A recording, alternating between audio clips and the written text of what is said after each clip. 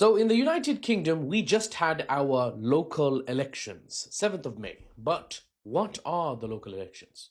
Basically, councillors are elected that are in charge of running the day-to-day stuff in the country. Bin collection, pothole fillings, things to do with schools, housing, the really community level nitty-gritty stuff. But the results are being looked at as something more, to see what political parties people are supporting, because in 2029 there will be not local elections but general elections. Wow, these are the big boys, where members of parliament are elected, so they can, in theory at least, so they can represent the people and pass laws that benefit the nation. In theory that benefit the people. Now, the local elections were a bit of a mad one this time. Hopefully, I've attached a handy picture from the BBC of the local election seats. Baba, the BBC, are you sure there? No. This is just fact. This is just reporting the councillors that were elected. So there's very little spin in the numbers. There's no spin in the numbers from what I know. Now, the two things that are important on this graph to see is who has the most council seats now, and also important, but lots of people don't talk about it, who gained or lost the most seats. What's the trajectory? You guys hear me talking about in geopolitics as a whole. Look at trajectory of nations, trajectory of administrations, trajectory of economies. Well, same thing here. Who won more? Who lost more? What's the difference? What's the change? That's important. The biggest winners are Reform UK, which is a right-wing party, more right-wing than the Conservatives, who are the traditional sort of right-wing party in the United Kingdom. They won a lot. They're leading the pack now, right? They're the dons, the new dons on the street. I don't know what I'm saying. And also, another big winner are the Greens, who are the left-wing party, more left-wing than Labour. So you see the population sort of polarize further. The lefties are getting lefter, and the rights are getting more righty-tighty. Labour, the party currently in power, basically collapsed during this election. You could say this election and winning seats was not a labour of love. That was a terrible joke, because that doesn't actually make sense. I was just trying to use Labour in a... Anyway, so it's one take, so we carry on. Labour lost, I think, 1,400 seats? Flipping what? Can you lose that much and still stay alive? Yes, you can, because Labour actually still hold loads of seats. But the loss is spectacular. They hold less than half of the seats they had, and before they had over 2,000. Crazy. Remind me not to put my money on Labour if there's a musical chairs contest. But get it? Because they'll lose their seat. Get it? Because in musical chairs, your butt has to quickly get on us. Anyway, the Conservatives also lost seats, as you can see on the chart, the graph, whatever. And these are the two big parties. So Labour lost, Conservative lost. It's like in America, if the Republicans and the Democrats both lost and some random other parties sort of showed up. This is what happened in the UK. Both big parties flopped, which shows that in the multipolar world we are all moving into, UK politics is also going somewhat multipolar. A move away from the two-party system towards opposite ends of the spectrum, really, kind of like in America, where each side is also, one could argue, moving further towards the far end of whatever side they are on, be that the Republicans or the Democrats. Now, critically, Reform UK have won the largest number of seats of any single party, but the election is over. It's time to govern, boyos. And with general elections 3 years away, Nigel Farage, head of Reform, has a lot of proving to do. If his 1,400 councillors he's newly won seats for now fall flat on their collective faces and their performance stinks more than the rubbish they have been tasked with efficiently collecting from residents, well then people may say in 2029, Reform got council powers 3 years ago, they flopped. My situation looks way more terrible than before, bruv. When I'm driving down the street, so many potholes, I feel like I'm doing like a sort of off-road. In all the Reform-led seats, if the council performs terribly, there's a very good chance people will be like, Reform failed at the first hurdle, so I can't really vote for them. Either that, or Reform double down and say, bruv, the nation's getting even worse, not because of us, but because the migrants, yeah, the scary foreigners.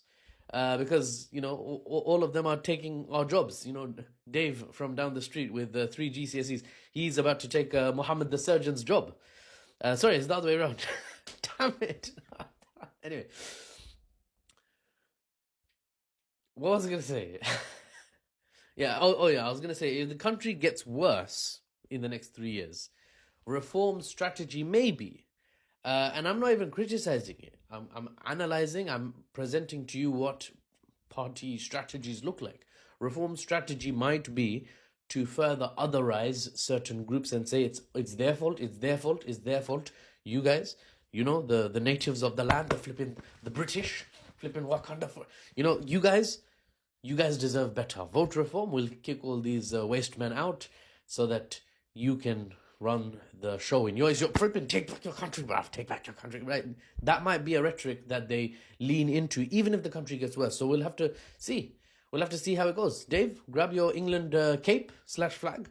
We're going to the polls, Dave. Anyway, that's the news. Now here's the analysis. God, I got a bit too energetic there. I think I need to relax myself a bit. Okay, let's carry on.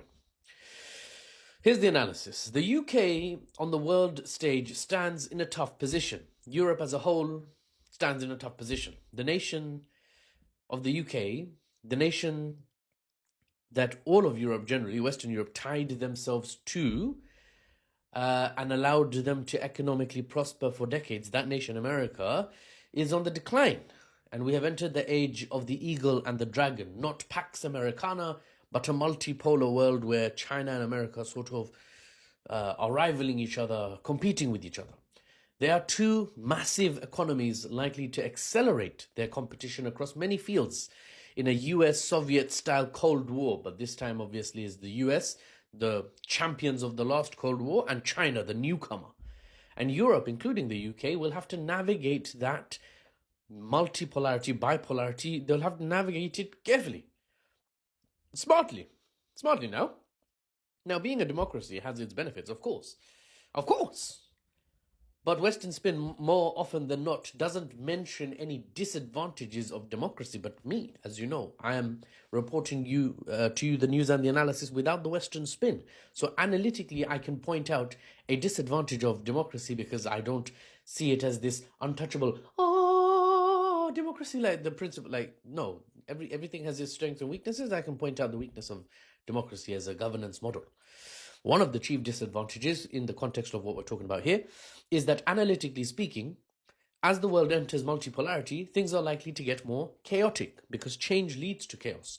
And when you're in a stormy, watery situation, in an analogy where you're a ship captain, it's already hard to navigate in a storm, right? Switching out your captain every 4 years makes it even harder to navigate. Every captain, every political party, to turn it away from analogy to reality, every political party, every prime minister, head of whatever political party, they will have a different idea of how to steer the damn ship. And we're in a storm. So are you sure you want to keep switching out?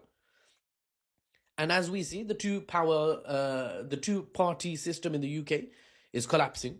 We could expect, therefore, even more instability than just switching out a blue prime minister for a red prime minister. Wall colours, like a Labour prime minister or a Conservative prime minister. No. Now it could, end up in coalition politics where parties have to sort of get together to govern because each of them by themselves don't have enough seats to what you call form a parliament, form a majority. And parties teaming up, that leads to even more political indecision and deadlock chances in parliament, which might make it even harder to navigate the ship that is your nation state through the metaphoric choppy waters of a multipolar and unstable world. Will the UK be able to steer the nation? Will the UK administration be able to effectively steer the nation properly in this new age of geopolitics? Will it be sink or will it be swim? Oh, you see what I did? Sorry. Time will tell how it all turns out. I'll be here to report to you the news and the analysis, unbiased and without the Western spin. Ladies and gentlemen, I'm Afos Talugda. I need to buy some England flags now, I think. I'll see you guys on the next one, okay? I need to go to the shops.